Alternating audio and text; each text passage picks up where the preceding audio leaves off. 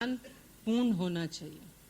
थोड़ी थोड़ी दूर तक की हम लोग सफाई नहीं रखें, पर अंदर में हम भी सोचें गुरु हमारा पूर्ण है तो हम भी पूर्ण बनेंगे। गुरु पूर्णिमा के दिन ये शपथ लीजिए कि हम भी आज से पूर्णता की ओर अग्रसर हो जाएंगे और पूर्ण होके दिखाएंगे। ये नहीं कि अधूरे छोड़ के चले गए, अंदर में कोई शंका आई, गुरु से दूर हो गए। नहीं, समाधान जरूर करिए। आपके अंदर कुछ भी व्यर्था बात आती है, उसका समाधान जरूर होता है। हर चीज का समाधान है। ऐसी कोई चीज प्रॉब्लम नहीं है जो सॉल्व नहीं हो सके लाइफ में, पर हम उसको बीच में नहीं छोड़े। मन थक जाता है, बोलते हमसे नहीं होगा। बच्चे पढ़ते पढ़ते बोलते हैं हमसे नहीं होगा, हम नहीं करेंगे। पर जो सच्चा मास्टर होगा कहता है होगा कैसे नहीं, करके देखो, अभी सॉल्व होता है। आपके हृदय में भी जब कोई प्रॉब्लम आए तो समाधान आपको जरूर मिलेगा। अधूरा नहीं छोड़िएगा। अगर अधूरा छोड़ा तो आप डिग्री नहीं प्राप्त कर पाते हैं ना। अंदर में दृढ़ संकल्प हमारे होना चाहिए कि हमें परमात्मा को प्राप्त करना है, ईश्वर को प्राप्त करना है। गुरु का साथ नहीं छोड़ेंगे। आज से गुरु का संग सदैव है, सदैव रहेगा। में जा रहे हैं। आज गुरु पूर्णिमा का पर्व बहुत ही किस्मत से सबके जीवन में आया है। यहाँ सभी प्रेम, श्रद्धा, भक्ति और उमंग से आए हैं, तो हम सब भी तहे दिल से आप सबका स्वागत करते हैं। जो अंदर बैठे हैं या जो कहीं पर भी बैठे हैं, बाहर या किसी भी कोने में बैठे हैं, हर एक का तहे दिल से स्वागत है। अब हम सभी के जीवन में हर माह कोई ना कोई पर्व या त्योहार आता है। हम सबके जीवन में कोई ना कोई पर्व या त्योहार हर महीने ही आता है। भाग्यशाली हैं हम लोग, जो हम लोगों को अब मनाने की अकल आ गई है यहाँ पर। और बोला सारे ही त्योहार हम लोगों के अवतारों से जुड़े हैं। जितने भी त्योहार हैं, अभी रक्षाबंधन आएगा तो विष्णु से जुड़ा हुआ है। वो एक कथा आती है उसमें कि भगवान ने नेवले का रूप धारण करके बहन से टीका करवाने गए थे, सभी को पता है ये बात। और उसके बाद सावन का आता है, क्योंकि कई लोगों की ये एक समझ होती है कि जिंदगी बड़ी बोझ है, लेकिन जो भी यहाँ पर आ जाता है उसके जीवन में सावन का महीना आ जाता है। कैसी भी बारिश होती है, लेकिन गुरु के ज्ञान से जब जीवन पावन हो जाता है तो हमारा हर दिन सावन की तरह व्यतीत होने लगता है। तो बोला यहाँ पर भी जितने भी अवतारों ने रूप धारण किया, उनसे एक एक त्योहार हो गया। बोला ये भी जो त्योहार है गुरु पूर्णिमा का पर्व, ये भी देवताओं के गुरु बृहस्पति, देवताओं को भी अपना गुरु बृहस्पति करना पड़ा। अब बृहस्पति का अर्थ क्या है? जो बृहत का पति है, यानी गुरु ही वो एक ऐसा व्यक्तित्व है जिसके दिल में या जिसके लिए सबके दिल में एक कसक उठती है।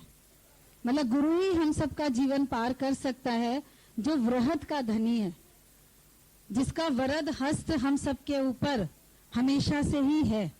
तो बोला जब देवताओं को, गुरुओं को, अवतारों को गुरु धारण करना पड़ा, तो बोला यहाँ पर भी हम सब लोग भी ऐसे गुरु बृहस्पति के पास आ गए हैं, जो हमारे अंदर के सारे संकट को काट कर हमेशा का आनंद दे देता है। तो बोला गुरु के लिए दो चीजें हैं जो हर पल हमको वो समझाता रहता है। बोला गुरु पथ भी है, गुरु प्रकाश भी है। गुरु वो रास्ता भी दिखाता है जिससे हम लोग अनभिज्ञ थे, और गुरु वो प्रकाश स्तंभ बनकर हर वक्त हम सबके अंधेरे मन को हर पल रोशनी देता रहता है। तो गुरु पति बन के रक्षा करता है, मार्गदर्शक है, पथ प्रदर्शक है और निर्देशक है। हर पल आप देखो उसका हमको निर्देश नहीं अंदर से मिलता रहता है, बाहर से भी मिलता रहता है, अंदर से भी। और वो दिलों का शासक है, जो प्रेम से हम सबके दिलों में शासन करता रहता है। और जिसका प्रेम हर एक व्यक्ति को, चाहे धरातल हो चाहे पहाड़ हो, हर वक्त प्राप्त नहीं होता रहता। अभी हिल स्टेशन पे गए थे, वहां पर भी हर एक व्यक्ति ने जाके तन और मन की ठंडक को प्राप्त किया था। अंदर में इतने थके हुए थे हर एक व्यक्ति, क्योंकि माया का बोझ है, संसार है, जिम्मेदारी है, लोकारीत है, तो गुरु ही हर एक को ठंडक देने के लिए खुद ठंडक में चला जाता है वहां पर, ताकि ऐसे तो कोई नहीं जाता, लेकिन ये उसकी करुणा होती, उसका प्यार होता है जो हम सब लोगों को बुला के कितने दिनों की थकान दूर कर देता है। इसका एहसास हर एक को हर पल होता रहता है। तो बोला गुरु हमको बाहर के पदार्थ भी नहीं देता है, लेकिन वो लौकिक पदार्थ दे देता है जिससे हर पल आप देखो मोक्ष मिलता रहता है। बोला सतगुरु की ये अविरल धारा जिसने सबका जीवन संवारा, बंधन रहित हो निर्वैर, बंधन रहित हो निर्वैर, होता रहेगा उचित विस्तारा। मेघों की लुका छिपी ने ली, मेघों की लुका छिपी में भी ली चांदनी पूर्णता, मेघों की लुका छिपी में भी ली चांदनी पूर्णता। विषम परिस्थिति में आत्म निश्चय ही है सच्ची साधुता, विषम परिस्थिति में आत्म निश्चय ही है सच्ची साधुता। गुरुवर के इस दिव्य भाव को रखना बहुत संभाल के, यही संकल्प कराने आया गुरु पर्व ये पूर्णिमा, गुरु पर्व ये पूर्णिमा। सब गुरु पूर्णिमा का उत्सव मनाने आए हैं। हमारी समझ से तो हम लोगों का अभी हर दिन ही गुरु पर्व है, क्योंकि हमें ऐसा सतगुरु नहीं मिला जो कुछ भी मनाने को कहता। सच बात तो ये है कि गीता भगवान के समय या दादा भगवान के हम लोग इस गुरु पर्व को जानते भी नहीं थे, क्योंकि उन्होंने कभी भी अपने को पूजनीय नहीं बनाया। अपनी कोई पब्लिसिटी नहीं थी और कोई पूजा नहीं थी। उन्होंने हर एक के जीवन के अंधेरे में ज्ञान का दीपक जलाया, और ये ज्ञान का दीपक ऐसा नहीं है जो जमाने की आंधियों से ये बुझेगा क्या।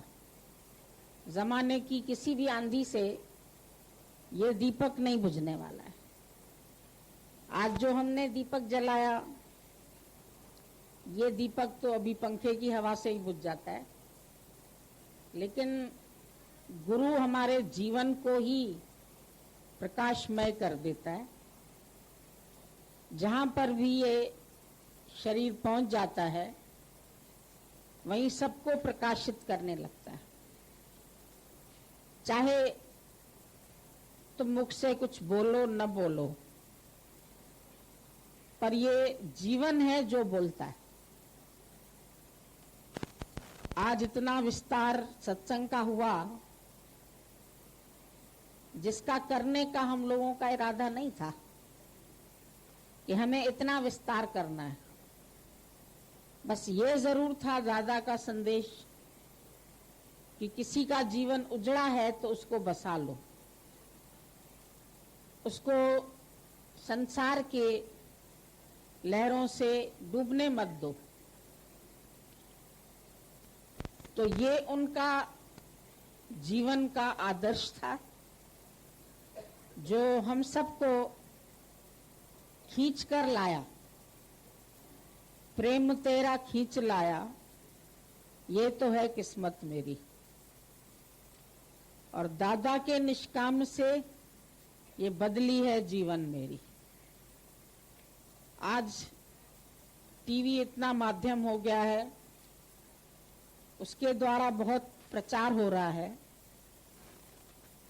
हर जगह गुरुओं की पूजा दिखाई जा रही है, और सभी ने चरण का अर्थ लगा दिया है गुरु के पांव। सभी इस पैरों को टच करना चाहते हैं, छूना चाहते हैं, और पैरों के आगे झुकना चाहते हैं। पर दादा ने बोला ये सारी विशाल सृष्टि मैं ही तो हूं। अब वो कहां नहीं है जो हम एक जगह उसका पैर छुएं। कभी भी वो इस फेवर में नहीं होते थे कि कोई आकर के उनके पैरों को टच करे। मजाक में कह देते थे, देखो भाई ये मेरे मोजे चोरी करने आए हैं, इनको भगाओ भगाओ, ये चोर आए हैं। जब कोई भूले से भी झुकता था, उन्होंने झुकाया नहीं, गले से लगाया। कहते थे तुम मेरा स्वरूप है, तुम्हारे में भी मैं हूं, मेरे में भी मैं हूं, तो मैं को क्या झुकोगे? जो तू है सो मैं हूं, जो मैं हूं सो तू है। और एक दिन इस मैं और तू का भी भ्रम खत्म हो जाता है, क्योंकि तू नहीं बचता। मैं न रहूं, तू न रहे, हम राम में ऐसे रम जाएं। ये बोलने तक की बात नहीं थी, पर हकीकत में अस्तित्व को गुम करना ये आसान नहीं होता सबके लिए। कहीं न कहीं मन कुछ बनना चाहता है, घर में भी बनना चाहता है और सत्संग में भी बनना चाहता है। मिटने नहीं आते हैं। गुरु मुझे अपनी पसंदी का बना लो, बनने आते हैं। और बनने आए और फिर इतनी तो देखा देखी हो चुकी है, उनके अंदर भी पूजनीयता का भाव आ जाता है। और कहां पर तो वो अपने चरण निकाल के धुलवाते रहते हैं, पूजा करवाते रहते हैं। पर गुरु पद कमल से तुलना की गई है। कमल की क्या विशेषता है कि कमल कीचड़ में रहते हुए भी कीचड़ में लिपायमान नहीं होता है। एक सिमिली दी गई है, एक तुलना की गई कि ये कमल है सरोज सम, और गुरु का जीवन सूर्य के समान है। एक दिया क्या उनको प्रकाशित करेगा?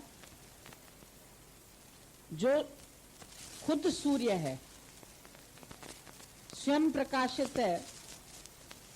और सूर्य के सामने जब हम सब भी बैठते हैं तो सभी दिखने लगते हैं। रवि बिन रैन न जाए। वैसे भले ही कितने तुम तारे आ जाए, चंद्रमा आ जाए, सब आ जाए, पर रवि बिन रैन न जाए। सूर्य बिना रात्रि का अंधकार नहीं हटता है।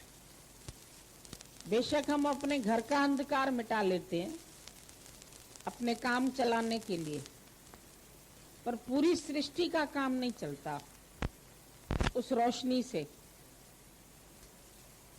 पर जब सूर्योदय होता है तो चाहे गरीब, चाहे अमीर, चाहे छोटा, चाहे बड़ा, चाहे पशु, चाहे पक्षी, चाहे वनस्पति, हर चीज प्रकाशित होती।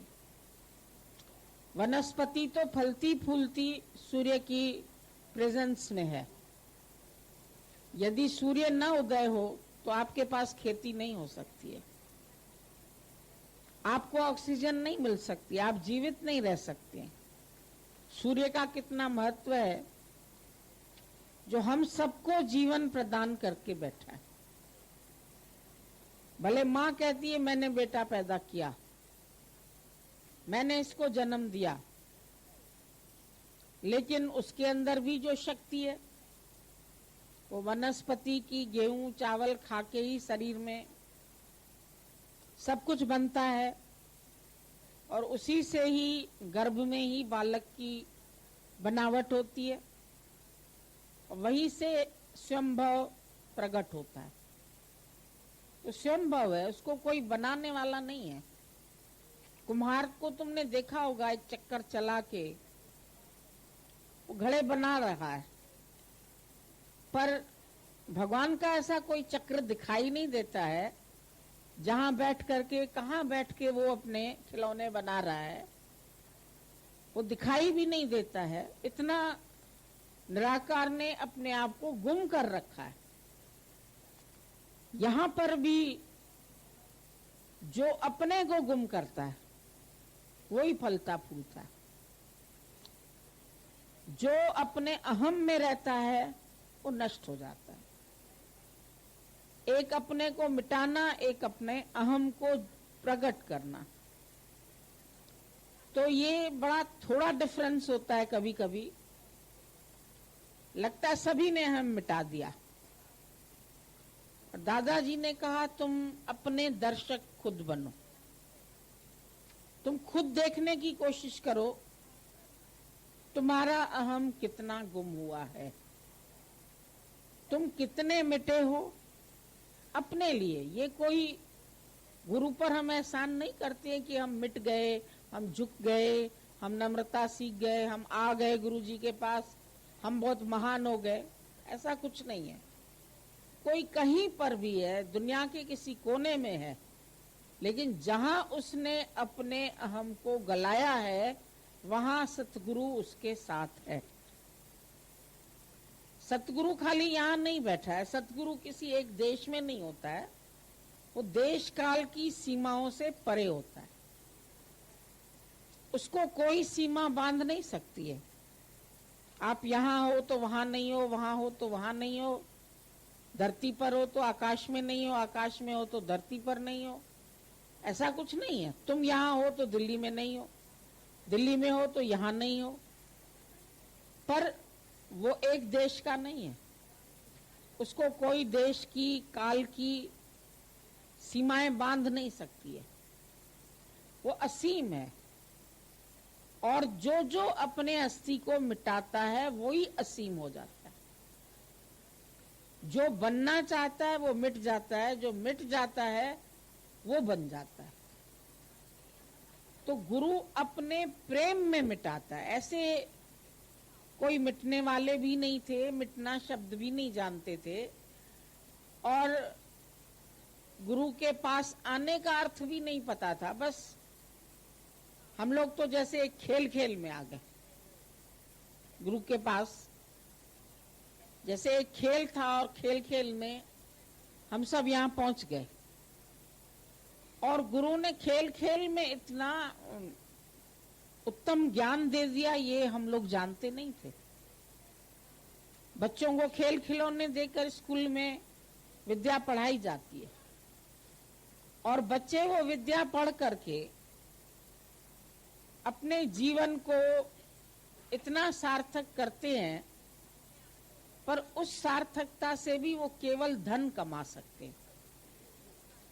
अपने अंतर्मुखता की विद्या कोई नहीं देता है, अंतर्मुखता का ज्ञान नहीं देता है कोई, कि तुम्हारे ही अंतर में हीरे मोती जवाहरात सब कुछ है, तुम बाहर क्या ढूंढते हैं।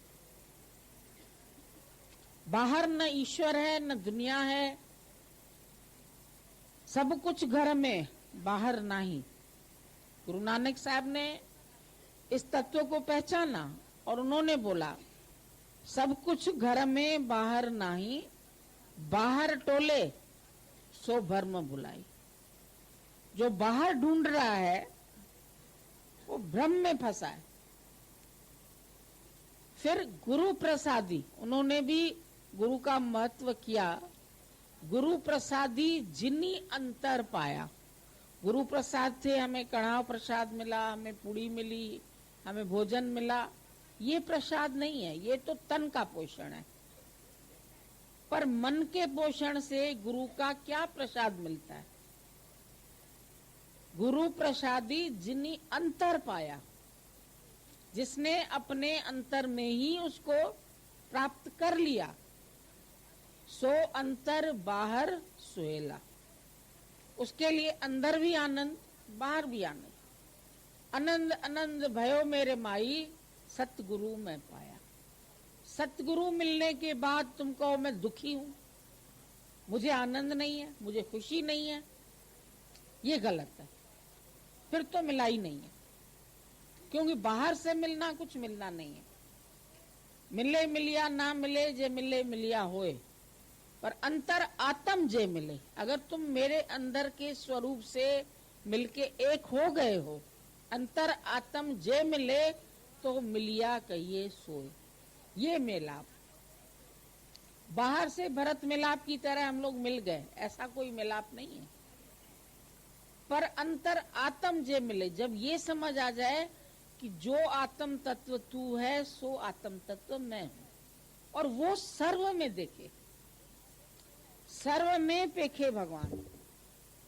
वासुदेव सर्वै, सब वेद पुराण स्मृतियां सब तुमको यही एक इशारा देती है कि वो सर्वत्र है, कण कण में है, रोम रोम में है, हर जगह है। कोई जगह न तुझसे खाली है, तू व्यापक डाली डाली है। फिर मेरा कौन मित्र रहा, कौन शत्रु रहा, कौन अपना रहा, कौन पराया रहा, कौन सा सुख बचा और कौन सा दुख बचा, कौन सी मेरे लिए पीड़ा है, कौन सी पीड़ा मुझे पीड़ित कर सकती है, कौन सी बीमारी मुझे मार सकती है। मैं न मरबो, मरबो संसार। जो संसार से दिल लगा के बैठे वो खत्म हो जाएंगे, पर मैं न मरबो, क्लियर बोल दिया, मुझे नहीं मरना है, मैं नहीं मर सकता हूं। मैं आज भी हूं, कल भी हूं, सदैव रहूंगा। मरना चित्त न आवे, उसके चित्त में भी नहीं आता है मरना। मरबो संसार, मोए मिल्यो है ज्यावन हार। ज्यावन हार ने जब एक बार जिला दिया, जीवन बना दिया, अब उसके लिए मरने का शब्द गायब हो गया। उसने मरना शब्द ही अपनी जिंदगी से हटा दिया। लोग कहते तुम भी मरेगा, हम भी मरेगा। अरे नहीं, तुम, दादा ने बोला हम नहीं मरेगा, तुम मरेगा, क्योंकि तुम अभी भी आके भी सत्य को नहीं जान पाए।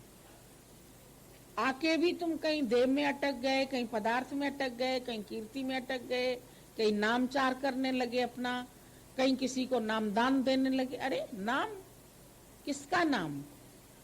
राम माना जो रम रहा है, जो रोम रोम में व्यापक है। रमता राम रमो मोए जिया, और ज्ञानी ने गुप्त खजाना पा लिया। गुप्त खजाना जो दिखता नहीं है, ऐसा खजाना तुमको मिला है जिसके बाद तुम कभी भिखारी नहीं बन सकते।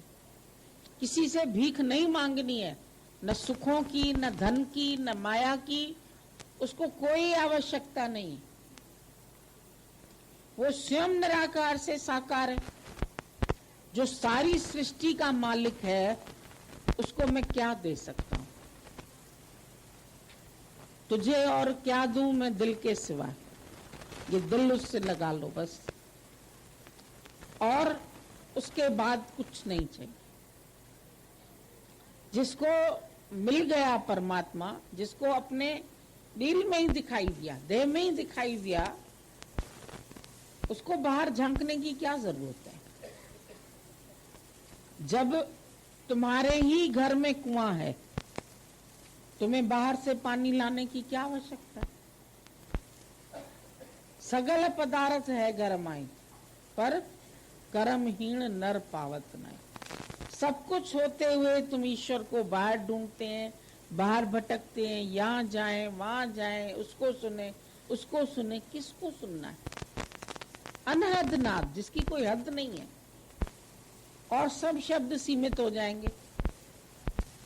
लेकिन तुम्हारे अंदर जो रिदम बज रहा है, जो तुम्हारी श्वासों की माला चल रही है, वो नींद में भी चलती है। उसको तुम नींद में भी ऑफ नहीं कर सकते हो। श्वासा की माला नाल सिमरूं तेरा नाम, वो माला से नहीं तेरा नाम सिमरो, श्वासों की माला। उस नाम में शक्ति है, राम का नाम। पर राम खाली दशरथ का बेटा नहीं।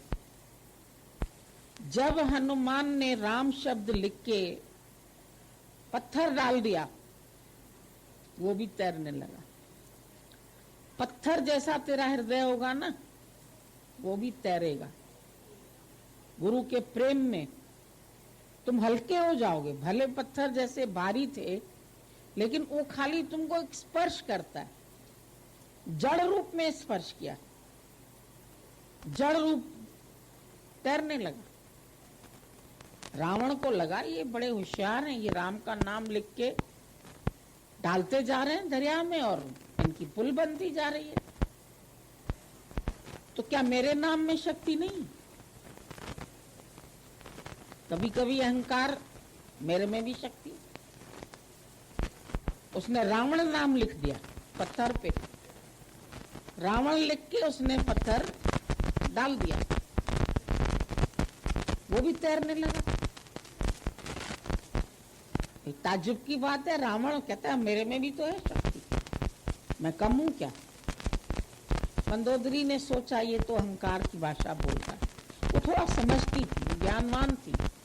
पहले स्त्रियां विदुषी हुआ करती थी, जो पति का भी पथ प्रदर्शन कर सकती थी। उसने कहा तुम सबसे छिपा लो, पर मुझसे मत छिपाओ। तुम मुझे बताओ ये पत्थर तुम्हारा कैसे तैरता, क्योंकि जो पत्थर राम के नाम से तरते हैं वो रावण के नाम से नहीं तर सकते। तुम बताओ इसमें कोई तुम्हारी ट्रिक जरूर है। कहता अच्छा अब तुमसे क्या छिपाऊं? कहता है मैंने पत्थर पर रावण नाम लिखा और अंदर में क्या बोला, तुम्हें राम की कसम है जो तुम न तैरे।